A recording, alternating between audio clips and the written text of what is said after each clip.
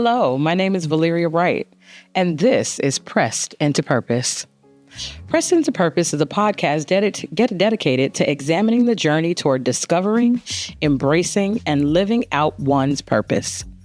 In each episode, my guests will provide their perspectives on how they identified their purpose and the ways in which accepting and pursuing it has influenced and transformed their lives. Today's guest is Dr. Vanessa Scott-Thompson. She is an interdisciplinary leader with K-12 higher education and nonprofit experience. Since 2019, she has served as a vice president in the nonprofit sector. Dr. VMST has a bachelor's degree from DePaul University in secondary education English. She has both a master's degree in education administration and supervision and a doctorate in higher education administration from Loyola University, Chicago. She is on the board of directors for Girls Inc. Chicago. She has been married to her husband for 22 years and has 2 children, 1 in college and a 6th grader. She is an accomplished writer, and her writing has been featured on a variety of Christian blogs and magazines. She is also a certified life coach, editor, and speaker.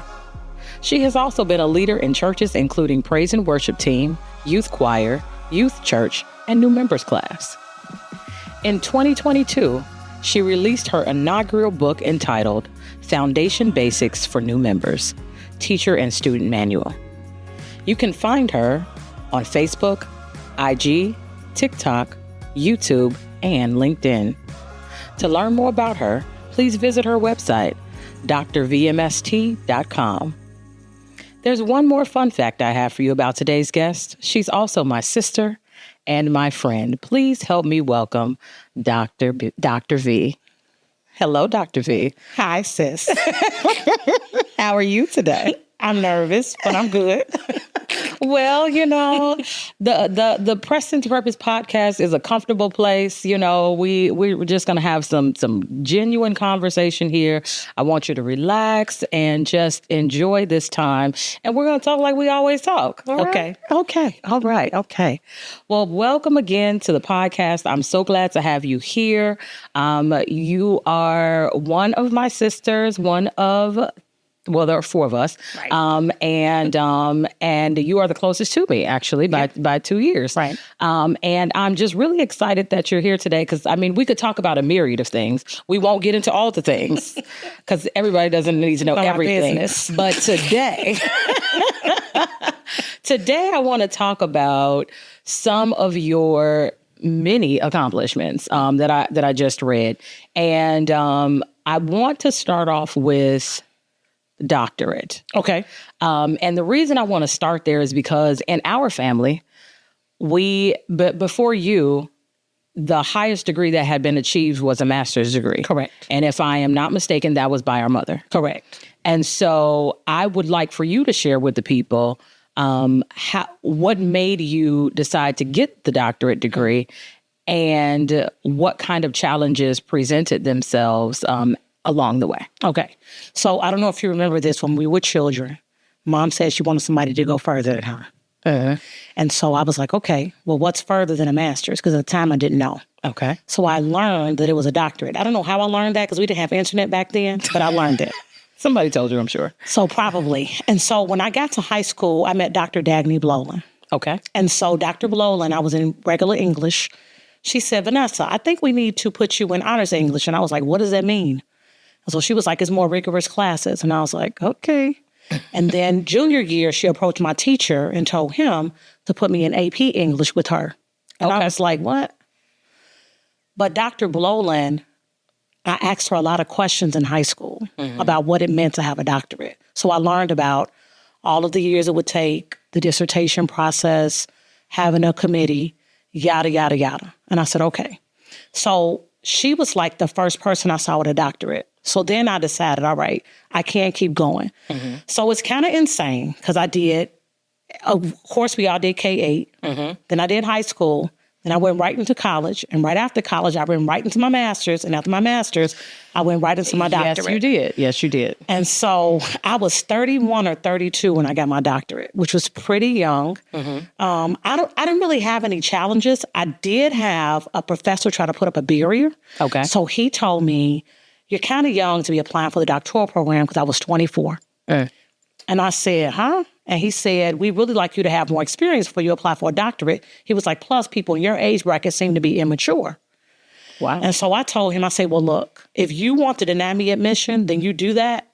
But what is that you're calling me for? He said, I want you to withdraw your application, actually. Oh, wow. I said, I'm not withdrawing my application. If you're going to deny me, deny me. Yeah. He didn't deny me.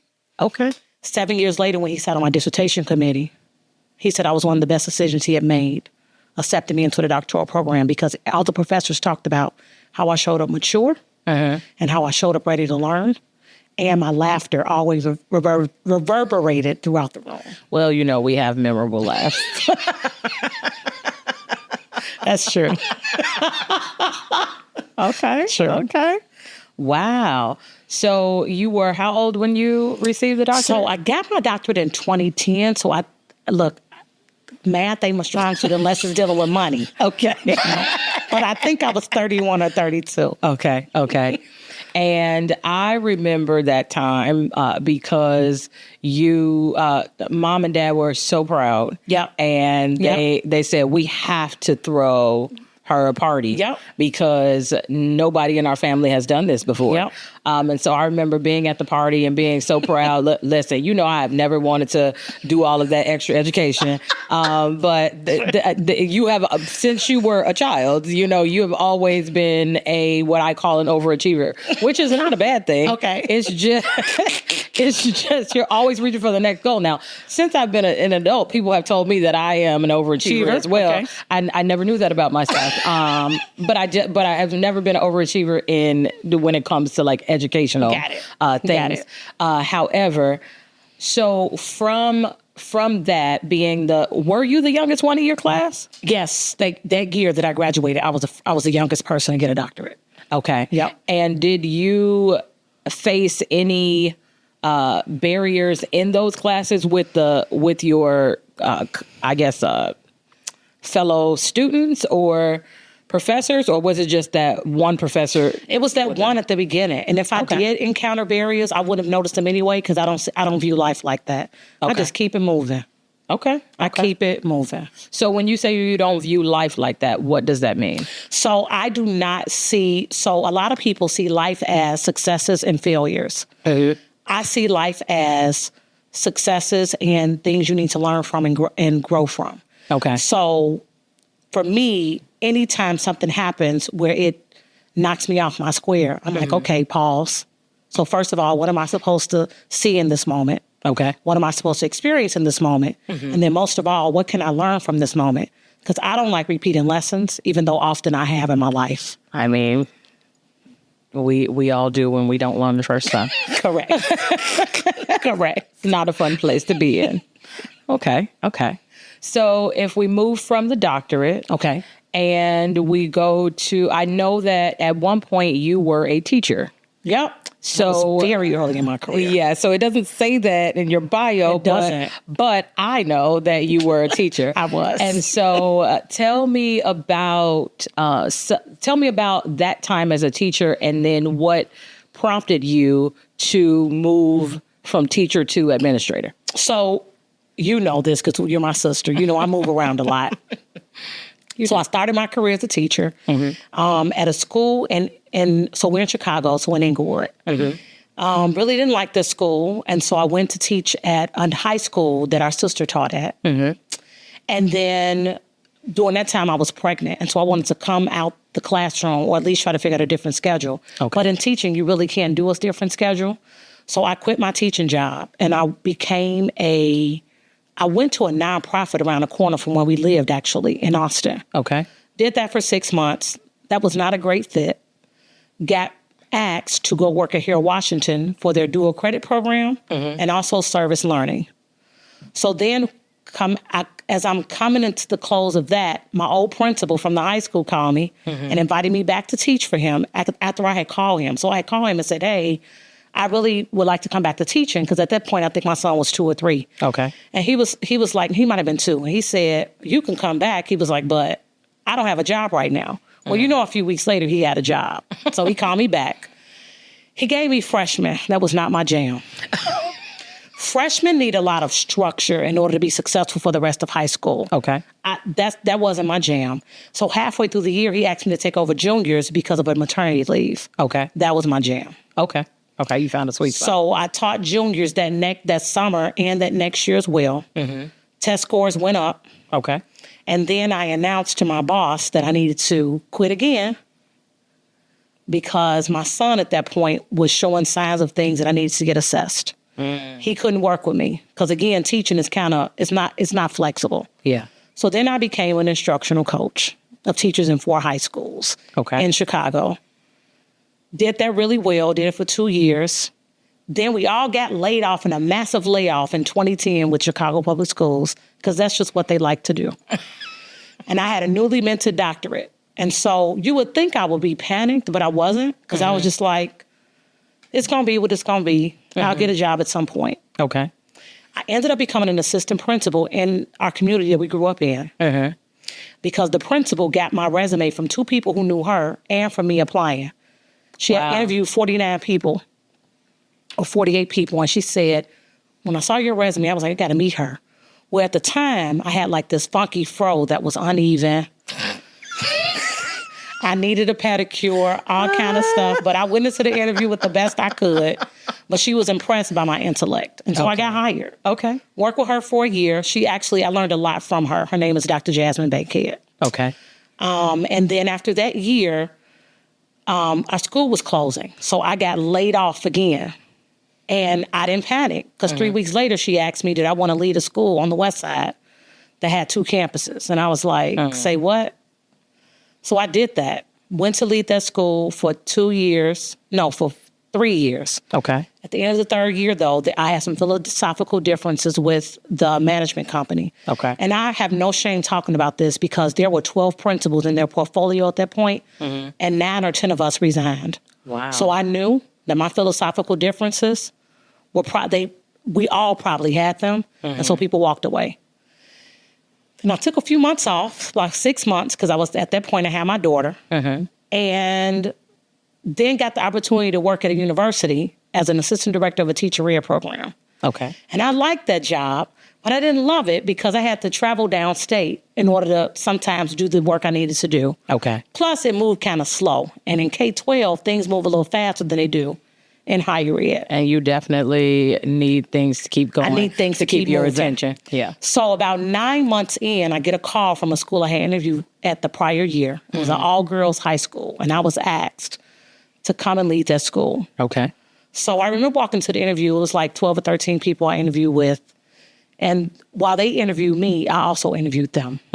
Because at that point, my job was, even though it was kind of not challenging, it also wasn't stressful, which was different for me. And so I was like, I'm not trying to go back into stress. Well, I did. I took that job. The job taught me a lot, because I was a single site charter. I closed that school in 2019. A single site charter, explain that. What does that mean? Okay, so it was a charter school where it was the only one. So we had to do everything on site. So like when you work in a school district, there's a district office that handles curriculum and payroll and teacher development and all that stuff. When you're a single site school, all that stuff falls on me as the principal. So I really function as an executive director. Oh, wow. I learned how to fundraise in that job. I got media trained in that job. I learned how to do videos in that job. Okay. It was a lot of things. I never realized that that's why you were doing all of those things. Yes, because it was a single site charter. And although I had a team, I still had to be able to lead that team. Okay. So then in 2019, when that school closed, I made a deal with another charter school in the area. I had 135 girls at that point. The new school took 110 or 120 of those girls. Okay. And I had 35 staff at that point, and the new school took about 15 to 20 of those staffs. Okay. So I felt like I had done my job. Okay. Like, okay, I have closed this school well. Everybody has found a soft place to land. And then I had about 5 or 6 different jobs I could have had. And I chose a job in the south suburbs where I'm at now at a Christian nonprofit where we serve people with developmental disabilities. Wow. Wow. That is a journey. And that is eclectic. I mean, you've done a little bit of this, a little bit of that, yes. some more of this, Yes. a little bit more of that. Yes. But it's all culminated to this place where you're in now. Yep. And so my next question would be, with all of the steps along the way,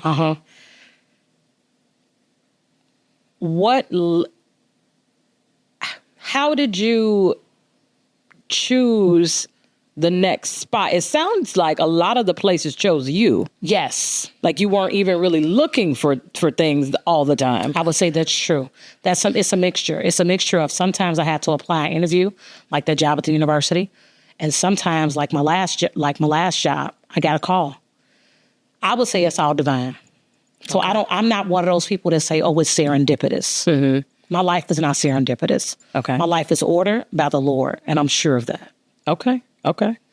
So have there been any times throughout the journey in your career where you were like, I'd rather not do that, but you did it anyway because you knew that was what you were supposed to do? I got to think about that. Honestly, the one job I did not enjoy was being a teacher, believe it or not. Out of all the things.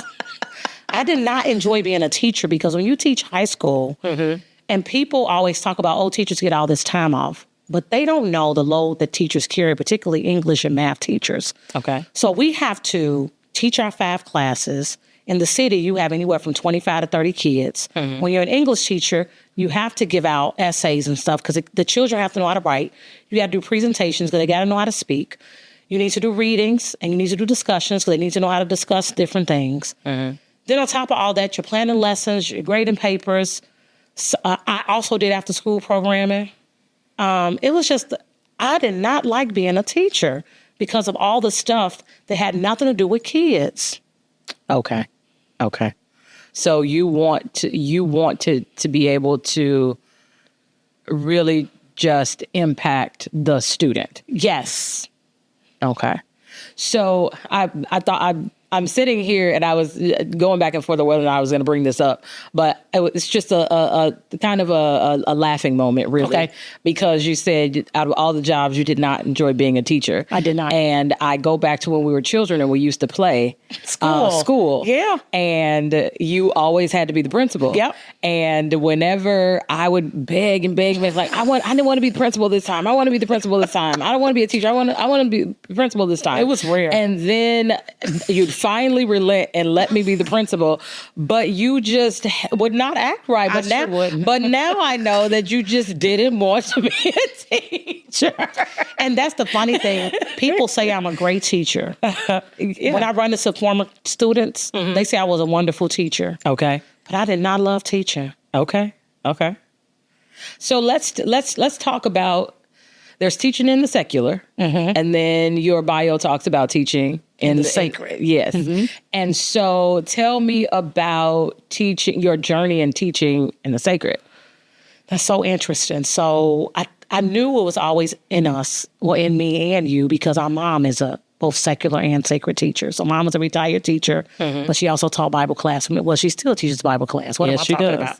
Absolutely. I think I want to say you and I first started teaching at the church we grew up in, youth church. Yes. We didn't call it youth church then. I think it was just youth Sunday school, whatever it was. Yes, it was youth Sunday school. Our teachers would allow us to kind of provide lessons. Mm-hmm. And so, but I didn't really do anything with that until I got to not the church I'm in now, but my previous church. Okay. When I was asked to be over the new members class. Okay. And be in Christian education. Okay. So I didn't mind it, but the lady who was over it, Sister Lorna Brewer Baker, love her. But also, because she is tough. She knows her Bible back and forth. Okay. And she wants you to know your Bible back and forth. Okay. She wants you to know hermeneutics, homiletics, exegeses, yada, yada, yada. All those things that were new to me when I got to that church. And then she was giving us exams and giving us homework. Okay. I didn't always cooperate, I'm not going to lie. Because typically I had a full-time job and a family. And so sometimes I would do the homework and sometimes I wouldn't. Okay. But when I would do the homework, particularly when we did it as a group, we always did pretty well. Okay. But I was asked to teach new members class in my last church because the young lady wanted to resign. And the minister, Elder Larry Long, he said, God told me you're supposed to be the new members class leader. And I was like, that's nice.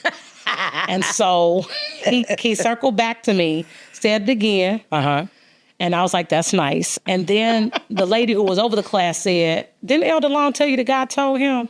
And so I have this theory that when God sends something to me 3 times, I need to do it. So the second time I heard it, I knew I was going to end up having to do it, but I'm stubborn.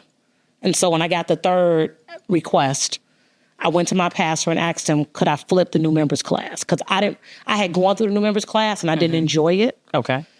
And he was like, basically, what gives you the right and he didn't say it the way, but it was kind of like, who are you to want to change the class? What qualifies you? Because he didn't know at the time. Okay. My credentials, my experience. Once I flipped the curriculum, he was like, whoa, where does this come from? I was like, from me and the Bible and Jesus. And so I taught that class until I left that church, and they still want to teach that class almost in the way that I left it. Okay. Wow. So it sounds like your pressing hasn't necessarily been in the secular teaching. It sounds like your pressing has come from the sacred teaching. Yeah, it has. So what have some of those, if we had a window into your world and your talks with God, what are some of those conversations like when God is pressing you to do a thing that you don't necessarily really want to do? So I had this happen earlier this year. Okay. So earlier this year, my husband was driving and he was like, I think I need to send my wife away. Well, I was already thinking about taking a sabbatical. Okay. And the sabbatical meaning that I needed time to write and do some other things without the interruption of him and my daughter. I love them, but I need uninterrupted time. He comes home. He says, Bae, he says, I want to send you on sabbatical. And I said, okay. And so I go on sabbatical. And typically when I go on sabbatical, because I try to go once a year, I try to make sure in my hotel room the TV is off. Okay. That I have my journal. That I have I don't use my physical Bible as much anymore, but I take my iPad because I like Bible Gateway. Okay. Because I like different I like NIV, NLT, Message. You need those all the different translations. Yeah. And then also I have found a Bible dictionary online and also a concordance. Okay. And so all those things. So the way God talks to me really is the older I get is through scripture and sometimes it's through confirmation through other people. Okay. So if somebody comes to me with a message from God and I haven't heard it yet, I don't discount it. I just write it down. Okay. Until it manifests. So I told you the long story because we talked about me being a lifelong learner. So I'm currently a recipient of a Duke Reflective Leadership Grant. Okay. And how did that happen? So I was in an executive coaching group, and one of the guys sent me an email and said, hey, Dr. V, I think you should apply for this. And I deleted it. And while I was on sabbatical, a LinkedIn post came out about the Duke Reflective Leadership Grant. Wow. And I was like, so I pulled the application up, but I saw that it was multi-layered. And every question, they wanted 1,500 words. Okay. And I was like, no thanks. But while I was on sabbatical, I started doing the application anyway. Okay. Because then when I got back home, I saw something else about Duke. And I was like, fine, God, I will apply. So he keeps God keeps nudging me. And typically by nudge 2, I'm submitted. Okay. Well, no, let me not lie. By nudge 2, I am ready to be submitted. Okay. Nudge 3 is when I get submitted. But nudge 1, I always say, no thanks. Or you know my phrase, not interested. Yes. Yeah. So I would say that's how God talks to me, is through scripture. Okay. And sometimes through confirmation of other people. I do, though, sometimes go sit in nature. Do I hear God in nature? No, but I can hear the stillness. Okay. And I need to get real still sometimes because my brain is going a mile a minute. I mean, but the Bible tells us, be still and know that I'm God. Yeah, that's the You word. know, that so he wants us to be still so that we can hear him clearly. Yes. You know, that's a very important thing to be able to do. Today's episode is brought to you by Destiny Film and Media. Go to destinyfam1.com for all your media needs. Destiny Film and Media, your destiny through film and media.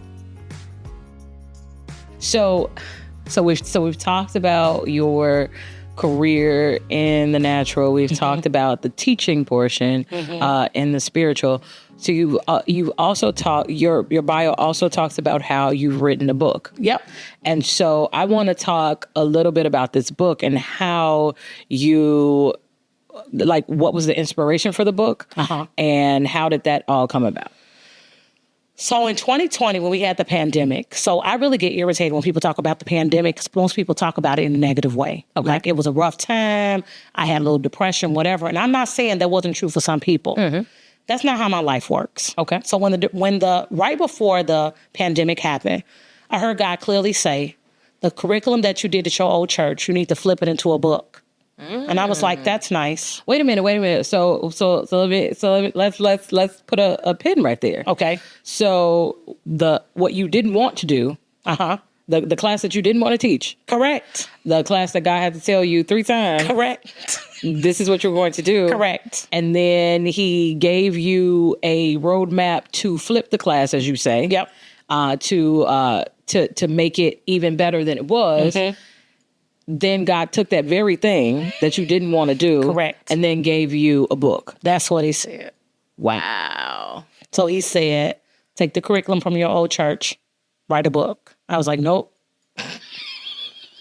Wait.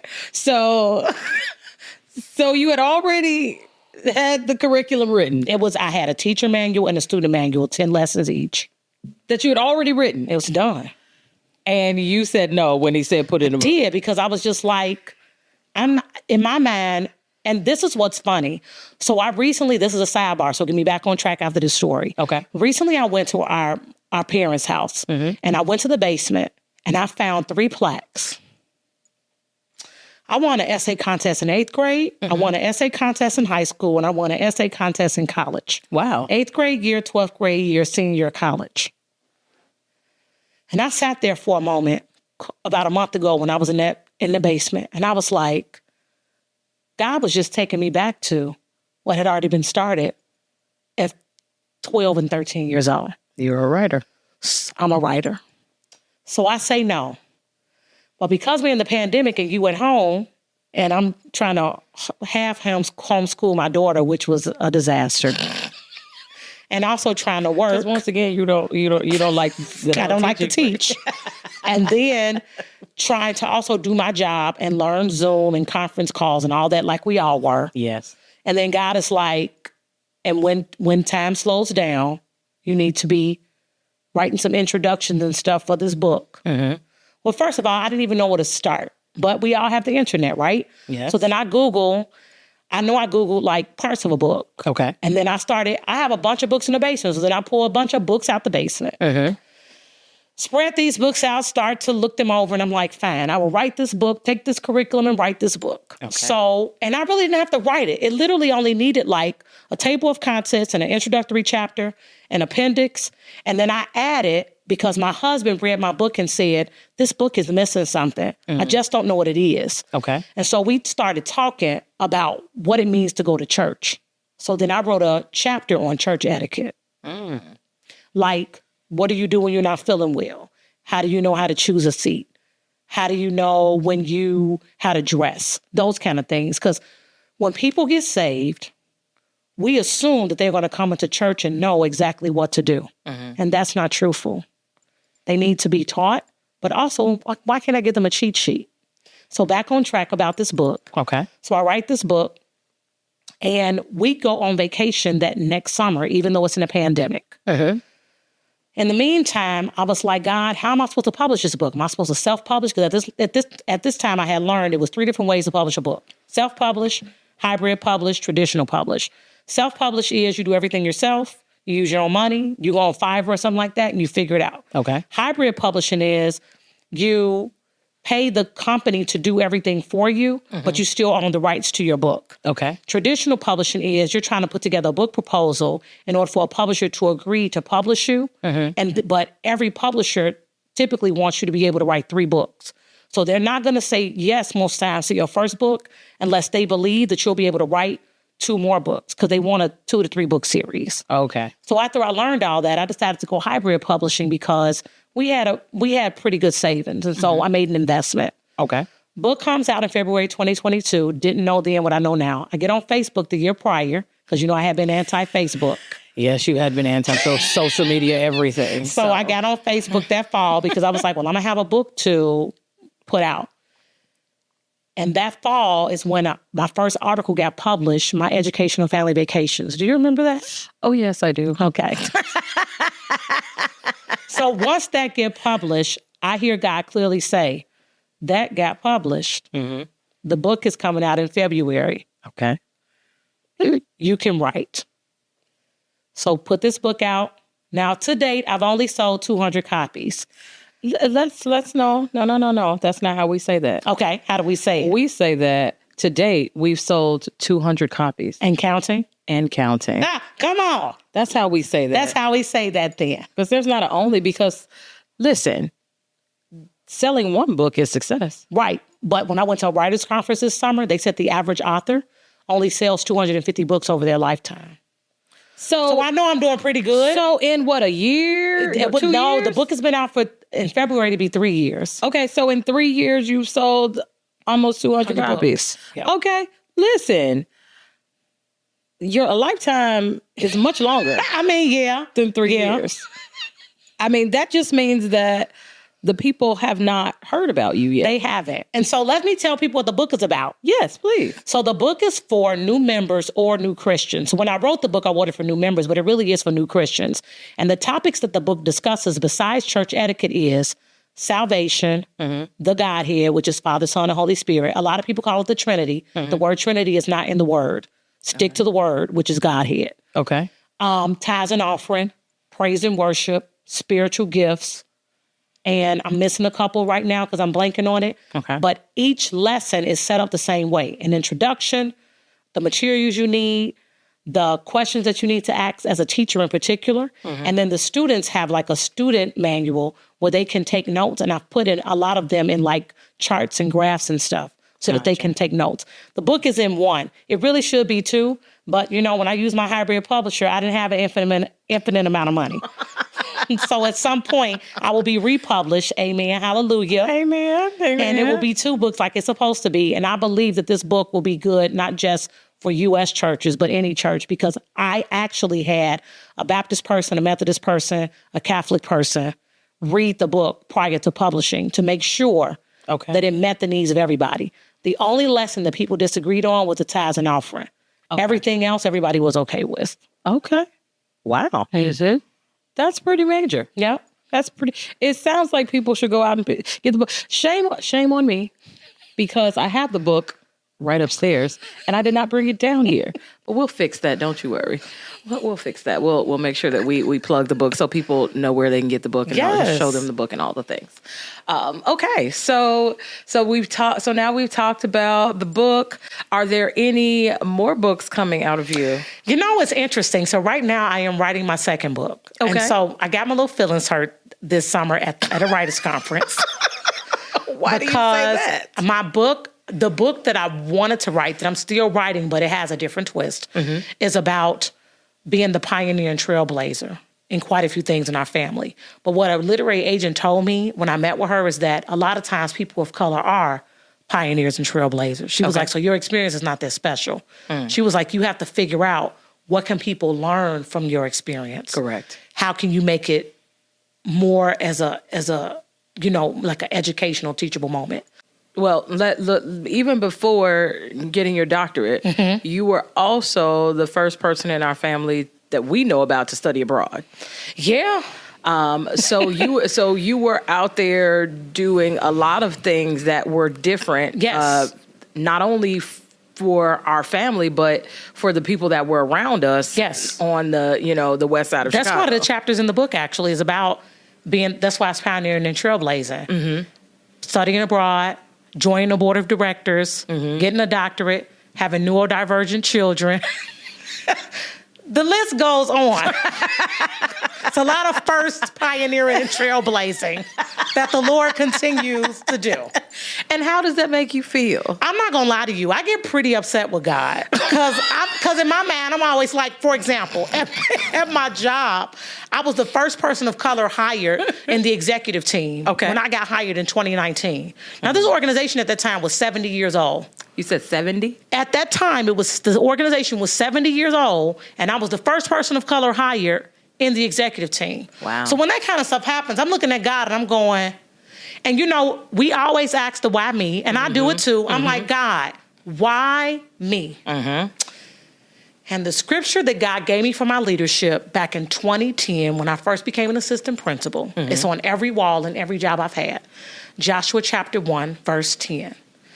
Every place that the sole of my feet shall tread upon, that have I given unto you, as I said unto Moses. And what he makes me say is, every place that I have given unto you, Vanessa, you're supposed to be a change agent. You're supposed to push back on status quo, and you're supposed to kill sacred cows. Wow. That is hard to do. Wow. But I have done it just about in every organization that I have led in.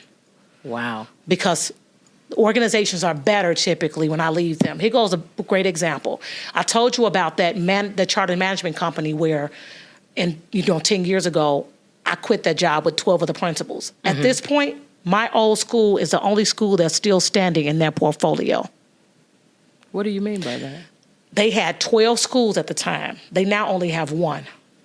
And the only school that they have is the school that I led. Wow. So that lets me know that what I did and what some previous principals did and what some principals did after me, we were all able to build upon each other. Got it. And so I'm pretty stoked about that. I'm sad now because I actually learned that they're closing. But that's because they lost a really good principal. So they had a bad one after me, and then they got a really good one right after that one. And he decided he didn't want to be bothered either after 8 years. Wow. And that's when the school started to struggle. But that school probably would have stayed open a long time. And because it was some good foundation there. Okay. Wow. Okay. Look, we are precedent to all kind of purpose here.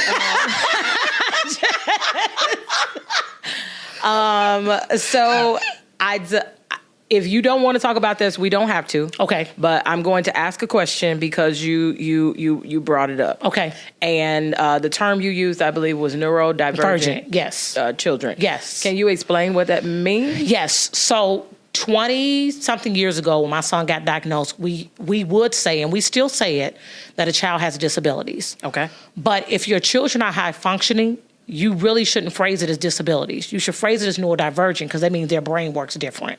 Okay.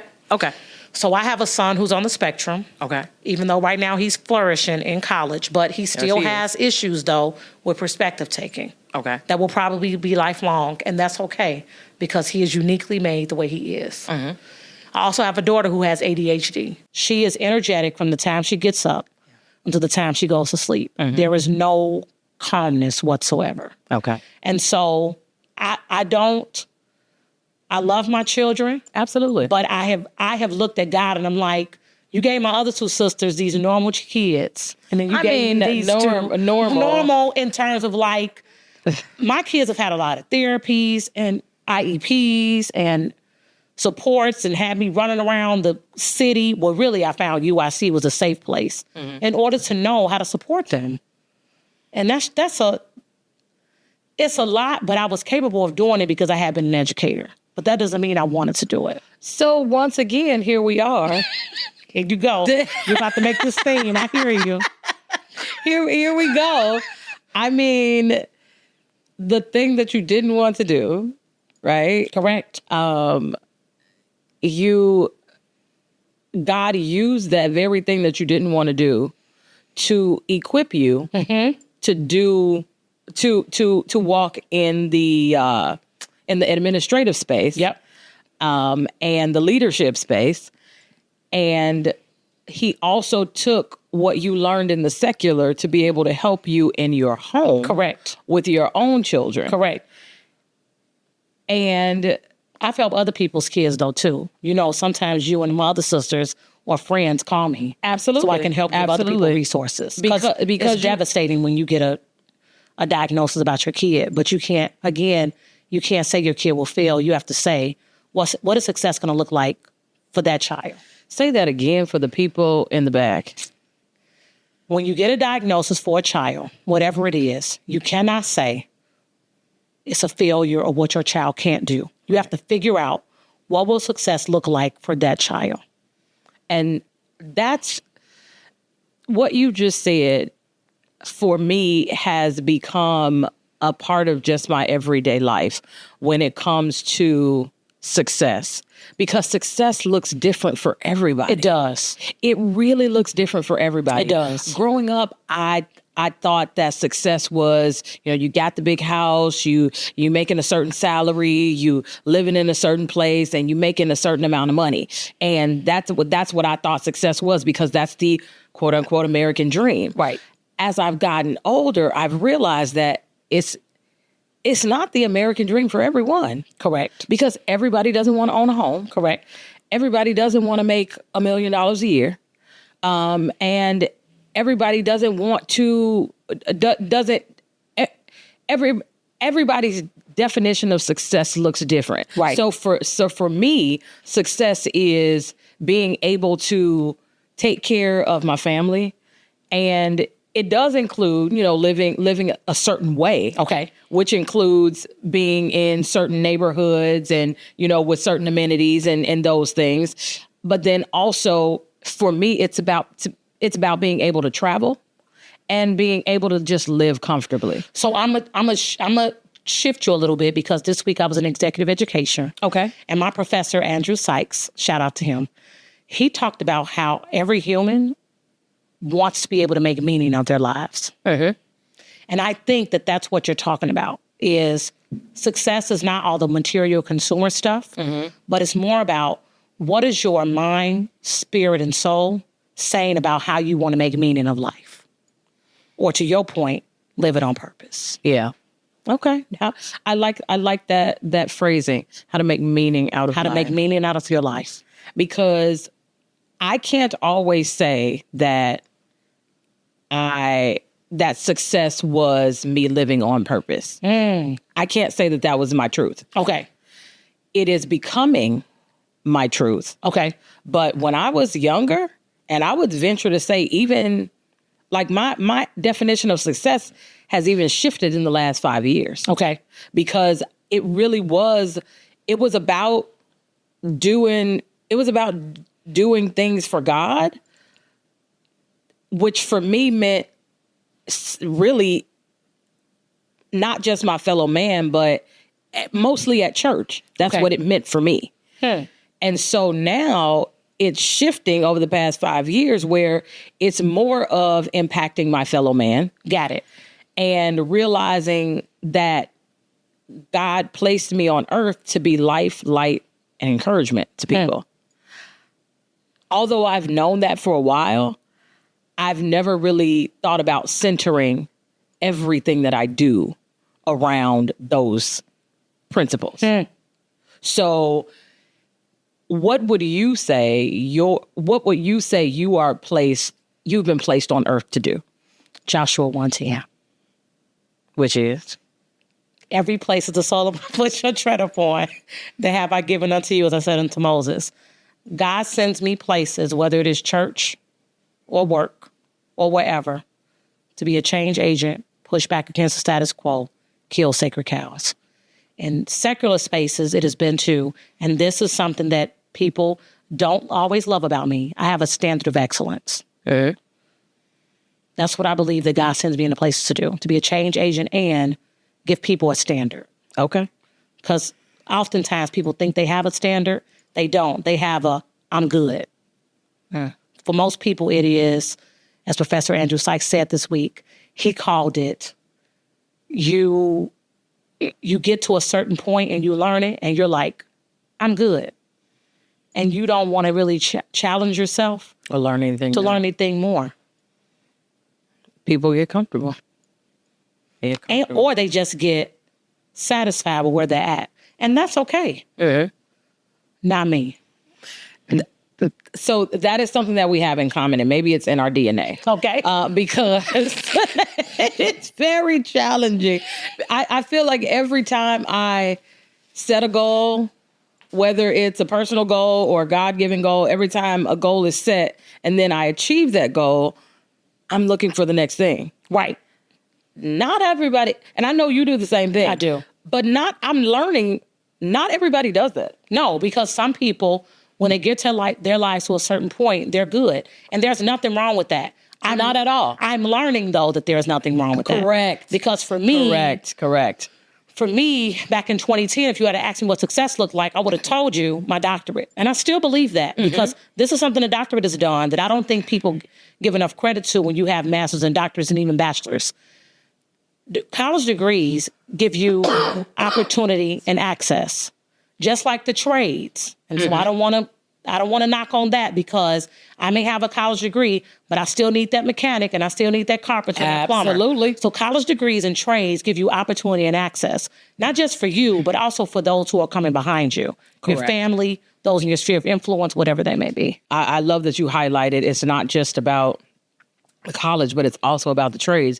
You know, I work in construction and I see, and especially in the Chicagoland area, I see how much the you get paid as a union laborer, cement mason, electrician, plumber, iron worker. Yes, all the different trades. Once you finish your apprenticeship program, you are easily making anywhere between 90 and well into the six figures. And that's why I get irritated when people feel like, and I feel like in America, we've done this and we shouldn't have. We've made the college degree the pinnacle, when really it's about what does success look like for you? For you. Because so I went to a technical high school, and at the time we had trade classes. Like they had the auto shop, wood shop, print shop, all the different shops. And those things were important. And we had board drafting, which is what made me realize that I wanted to be, to be an architect. And now a lot of schools don't have that in the Chicagoland area, which to me is it's a travesty. It's a sad state of affairs. Not that there aren't still some schools that do have the programs, but I don't think that there are enough of them because to your point, we still need the people who want to work with their hands. Yes. And some people are just born to work with their hands. Yes. And they're favored and graced to do it. And we also still need the people too. Let me add this. Might sound strange coming from somebody with a doctorate. We also need people who just finished high school to do some of the jobs that we think are menial, but really you would notice if they weren't done. Listen. You need the security officer. Absolutely. You need the custodian. Absolutely. You need the administrative assistant. Absolutely. Because when people have big roles and they don't have some of the other roles that are entry level or mid level, you notice it. You notice that gap, that lack. And I've gotten like this the older I've gotten because it really irritates me that people really and downplay. Yes, they downplay all certain careers. Yeah, yes. certain careers, certain quote unquote statuses of life in life, and we need everybody. We need everybody because if we have no one to pick up the garbage, then the city is overrun. Exactly. The city is overrun with trash and rodents. Correct. You see what I'm saying? If we have no one to drive the bus or the train, then a lot of people are not getting to the jobs that they need to. Yeah, exactly. And our parents, our mother specifically, she stressed to us, you treat everybody with respect. Yes. From the CEO to the janitor. Yes. You treat everyone with the utmost respect because Everybody matters. And I lost that for a little while. I did. And I had to get back to it. Well, welcome back. Yeah. I lost that for a little while because it was like, oh, I'm getting a doctorate. And then I remember when I became an assistant principal, that's when I realized, like, wait, all these other roles, though, are just as important as my doctorate and being an assistant principal. Absolutely. And so that's when I changed my tune. Because who are you leading if there's no one to follow? Bingo. You know, and how is vision carried out if there are no hands and feet? Correct. You know, you need the visionary, but you also need the people to carry out the vision. Correct. And there is no shame in any position. In any position. Because all positions are necessary. They all matter. All of them. That ain't even what we're supposed to be talking about. But look, that was a good side note. Just some information that you need to know. So as we kind of wrap up the conversation, okay, I would like for you to talk to the person that is looking or seeking purpose, who doesn't really know what their purpose is. What advice would you give, or what steps would you give to that person that is looking for their purpose or is afraid to step out on their purpose? So I'm going to be practical first. Okay. So in high school or even in college, you should have taken some kind of career interest inventory. Okay. So that you can know the kind of jobs that you will be interested in. A lot of times when you miss that just real basic step, you end up doing a whole lot of stuff that maybe you wasn't purpose for. But then we'll have to go spiritual. Okay. So then we have to seek the God, the Father, and say, God, what is it I'm supposed to do? And a lot of people wait for an audible voice for him to say it, but lots of times it will just show up in things that you're good at or things that people acknowledge and say, you know, has anybody ever told you? And that's how sometimes you can try to figure out at the beginning what your purpose is. If you're further along in life and you're trying to shift, then you're going to have to sit back down and say, okay, these are the things that I've done.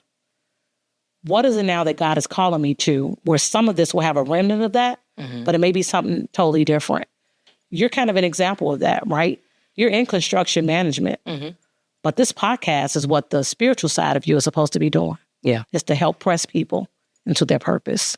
Absolutely. And so I guess my encouragement will be, in the natural, take a career interest inventory, no matter what age you are. You can find it on any, Google it, do one. Spiritually, if you're a Christian, please sit down and pray and ask God for guidance. And then somebody in the audience may say, I'm not faith-based. Fine. So sit down somewhere and listen to your gut. People say don't trust your gut, but a lot of you all have instincts and gut that have not led you wrong, and so trust that. Right. So do an inventory or assessment. Sit with God and simply ask. Yes. And trust your gut. Okay. All right. Well, I think that this conversation has blessed me. And I know that if it's blessed me, that it has blessed some of you that are listening out there today. So I want to say thank you, Dr. V, for stopping by the Pressed into Purpose podcast. And I appreciate your insight. I appreciate your willingness to share your story. And I just appreciate you being a great sister and friend. So thank you so much. I appreciate you and I love you. And until next time, this is Pressed into Purpose, and we'll see you next time. Today's episode is brought to you by Destiny Film and Media. Go to destinyfam1.com for all your media needs. Destiny Film and Media, your destiny through film and media.